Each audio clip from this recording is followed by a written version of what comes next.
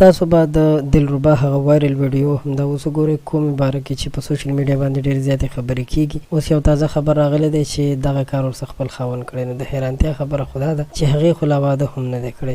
ځینې کسان داسې وایي چې د ترور زوی ورسره دا کار کړی، ځینې مختلف قسم خبرې نورې کوي. نو دا یا دغه څوک و دغه کس ورسره دا کار کول ولې غوښتل، ولې دا وشرموله، دا ټول هر څه په دې ویډیو کې ډسکس کوو. نو موږ سره تر اخره پاتې شئ. هسې خو په سوشل میډیا باندې نن سبا که وکتل شي نو د ټولو اکټرانو پسې خبرې کیږي. هر اکټر یا اکټره چې د هغې په باره کې ویل کیږي چې د هغوی لیک ویډیو یا د هغې هغه پرسنل ویډیو سوشل میډیا ته راغلې ده. دا هر څه نن سبا خلک د اے آی یعنې آرټیفیشل انټیلیجنس په مرسته باندې هم کولی شي. خو تر کومه پورې چې د نجیبه فیض خبره ده او هغې پسې کومې خبرې تړل کیږي نو قدرمنو موږ مکمل معلومات وکړل. د مکمل معلوماتو نه پس دا خبره موږ ته راورسېدله چې هغې داسې څه ناروا داسې څه پلید کار نه دی کړی، بلکې په سوشل میډیا باندې هر سړی د خپل ویورشپ لپاره لګیا دی او هغوی ویډیوګانې جوړوي او دغسې دروغ پکې وایي چې د هغې غلطه ویډیو راغلی. په حقیقت کې هېڅ هم نشته.